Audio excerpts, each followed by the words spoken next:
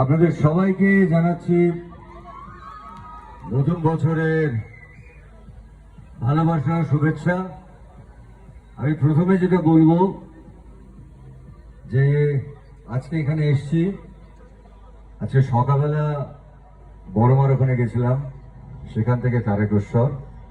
আমাদের যাত্রা যাতে শুভ হয় তার জন্য আপনারা ঈশ্বরের কাছে প্রার্থনা, আপনাদের কাছে প্রার্থনা, আপনাদের কাছে অনুরোধ, আপনাদের ভালোবাসা, আশীর্বাদ আমাদের চাই। এখান থেকে আমরা আমাদের যাত্রা শুরু করছি। আর একটা কথা বলতে প্রথমে ইচ্ছে করে, তারপর আমি ছবি নিয়ে কথা বলবো, নিশ্চয়ই বলবো। কারণ এইখানে যেটা দাঁড়িয়ে আছে, যে আপনারা যেটাকে এখন মল বলেন, আমাদের কাছে এটা সিনেমা হল, এই উদয়ন সিনেমা হল।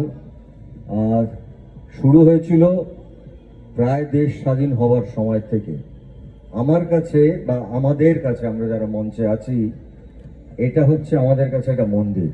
কারণ আমরা স্টুডিওতে যেরকম ঠিক দাঁড়িয়ে 30 দিন, 35 দিন, 40 দিন ধরে একটা ছবি বানাই, ফাইনালি কিন্তু এইখানে এসে লক্ষ লক্ষ লক্ষ মানুষের কাছে পৌঁছে যায়।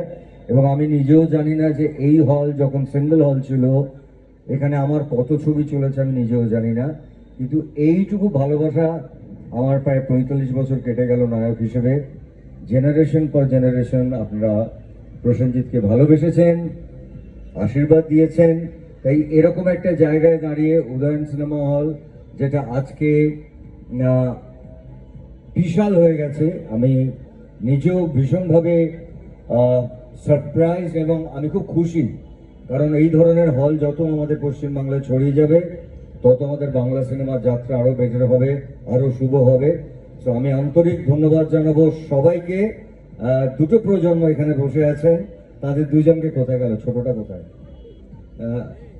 একটু সামনে এসো। এক সময় বাবা আমাদের প্রচুর ছবি রিলিজ করেছেন, ওর জন্য